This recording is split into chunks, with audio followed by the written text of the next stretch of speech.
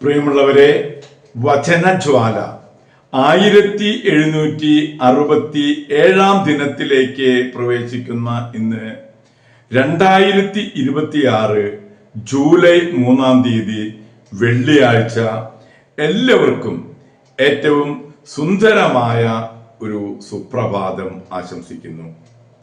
നമ്മൾ ഇന്ന് ആഗോള കത്തോലിക്ക സഭയിൽ വിശുദ്ധ തോമാസ് ശ്ലീഹായുടെ ദുഃഖാന തിരുനാൾ ആഘോഷിക്കുന്ന ദിവസമാണ്. എല്ലാവർക്കും ദുഃഖാന തിരുനാളിന്റെ മംഗളങ്ങൾ ഏറെ ഹൃദ്യമായി ആശംസിക്കുന്നു. ഇന്നത്തെ വചനവായനയിൽ എസക്കിയേലിന്റെ പുസ്തകം 42 അധ്യായം 1 മുതൽ 20 വരെയുള്ള തിരുവാക്യങ്ങളാണ് നാം ശ്രവിക്കുക. അവൻ എന്നെ വടക്കോട്ട് നയിച്ച് പുറത്തുള്ള അങ്കണത്തിലേക്ക് കൊണ്ടുവന്നു. വടക്കുള്ള കെട്ടിടത്തിനും ദേവാലയ അങ്കണത്തിനും എതിരെയുള്ള മുറികളിലേക്ക് അവൻ എന്നെ നയിച്ചു.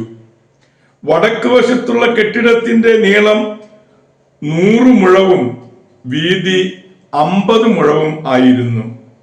അകത്തെ അങ്കണത്തിന്റെ 20 മുഴത്തിനടുത്ത് പുറത്തെ അങ്കണത്തിലെ കൽത്തളത്തിന് അഭിമുഖമായി 3 നിലകളിലായി നടപ്പുരകൾ ഉണ്ടായിരുന്നു. മുറികൾക്ക് മുൻപിൽ അകത്തേക്ക് 10 മുഴം വീതിയും 100 മുഴം നീളവുമുള്ള ഒരു പാതയുണ്ടായിരുന്നു. അതിന്റെ വാതിലുകൾ വടക്കോട്ടായിരുന്നു. നടപ്പുരകൾക്ക് താഴെയും മധ്യത്തിലുമുള്ള മുറികളിൽ നിന്ന് എടുത്തതിനേക്കാൾ കൂടുതൽ സ്ഥലം നടപ്പുരകൾക്ക് മുകളിലെ മുറികളിൽ നിന്ന് എടുത്തതിനാൽ അവ കൂടുതൽ ഇടുങ്ങിയിരുന്നു. അവ 3 തട്ടായി നിലകൊണ്ടു. ബാഹ്യാങ്കണത്തിലേതുപോലെ തൂണുകൾ അവയ്ക്കില്ലായിരുന്നു. അതുകൊണ്ടാണ് മുകളിലത്തെ മുറികൾക്ക് താഴെയും മധ്യത്തിലെയും മുറികളെക്കാൾ വീതി കുറഞ്ഞു പോയത്.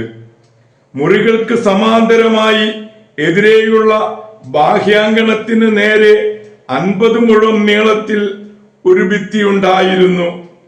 ദേവാലയത്തിന് എതിരെയുള്ള മുറികളുടെ നീളം 100 മുഴം ആയിരുന്നു എങ്കിൽ ബാഹ്യാങ്കണത്തിലുള്ളവയുടെ 50 മുഴമായിരുന്നു.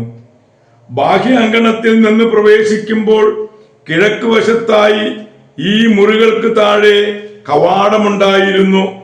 അവിടെയാണ് പുറത്തെ ഭിത്തി ആരംഭിക്കുന്നത്. തെക്ക് വശത്ത് അങ്കണത്തിനും കെട്ടിടത്തിനും എതിരെ മുറികൾ ഉണ്ടായിരുന്നു.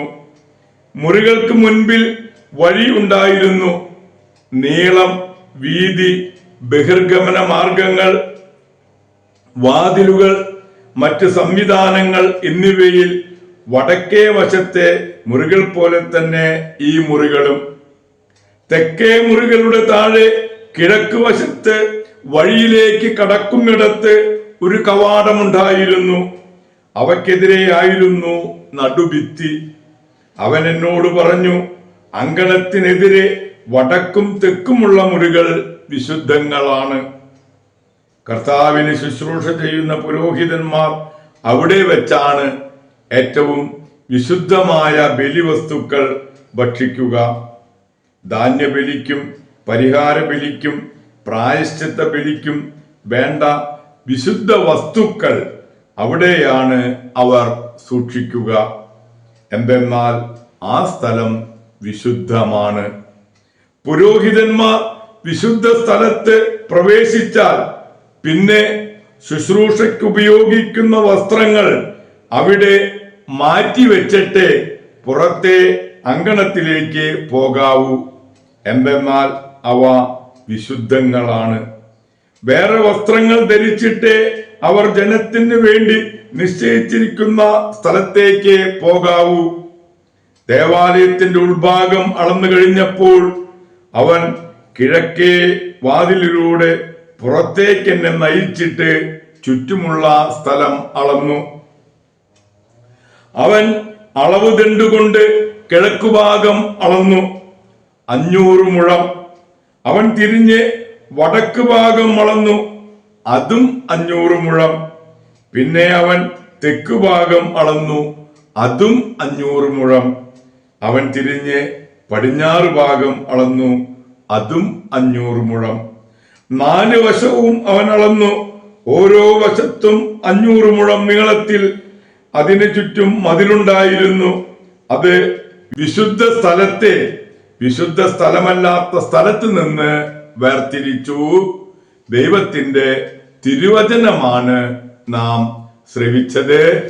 പ്രിയമുള്ളവരെ, ആഗോള കത്തോലിക്ക സഭയിൽ ഇന്ന് നാം മാർ തോമാസ് ശ്ലീഹായുടെ ദുഃഖ്രാന തിരുനാൾ ആഘോഷിക്കുന്ന പൊൻസുദിനം.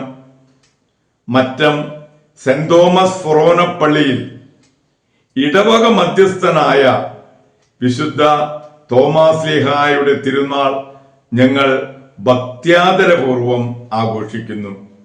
എല്ലാവരെയും മറ്റം സെന്റ് തോമസ് ഫൊറോനപ്പള്ളിയിലേക്ക് സ്വാഗതം ചെയ്യുന്നു. പ്രിയമുള്ളവരെ, ഗലീലിയായിലെ മീൻപിടുത്തക്കാരിൽ നിന്നും അപ്പസ്തോല സ്ഥാനത്തേക്ക് വിളിക്കപ്പെട്ട ധീരപുരുഷനാണ് തോമസ് അഥവാ ദിദിമോസ്. നമുക്കും അവനോട് കൂടെ പോയി മരിക്കാം എന്ന ധീരമായ വാക്കുകൾ മദ്രാസിനടുത്ത ചിന്നമലയിലാണ് നിറവേറിയത്.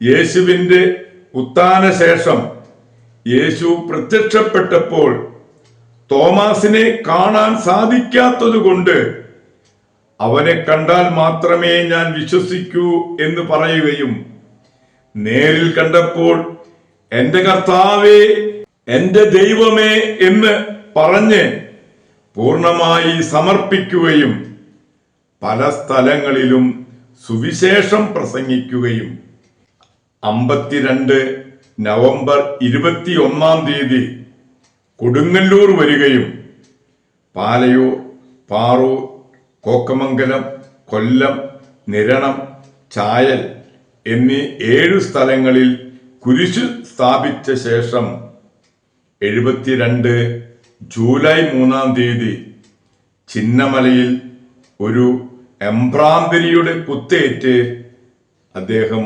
മരിക്കുകയാണ് ഉണ്ടായത്. ശരീരം മൈലാപ്പൂര് കടൽ തീരത്ത് സംസ്കരിച്ചു. 1972 6-ാം പൗലോസ് പാപ്പായാണ് ഭാരത അപ്പസ്തോലൻ എന്ന് വിളിച്ചത്. പ്രിയമുള്ളവരെ, വിശുദ്ധ തോമസ് ശ്ലീഹായുടെ ഭാരത അപ്പസ്തോലനായ വിശുദ്ധ തോമസ് ശ്ലീഹായുടെ മധ്യസ്ഥം യാചിച്ച് ഇന്നത്തെ തിരുനാൾ ദുഃഖ്രാന തിരുനാൾ ആഘോഷങ്ങളിൽ പങ്കുചേർന്നുകൊണ്ട് വിശുദ്ധ തോമസ് ശ്ലീഹായുടെ മാധ്യസ്ഥം യാചിച്ച് ഇന്നത്തെ ഈ നല്ല ദിവസത്തിലേക്ക് നമുക്ക് പ്രവേശിക്കാം. ഏവർക്കും ഒരിക്കൽ കൂടി ദുഃഖ്രാന തിരുനാളിന്റെ മംഗളങ്ങൾ നേരുന്നു. എല്ലാവരെയും ഈശോ സമൃദ്ധമായി അനുഗ്രഹിക്കട്ടെ.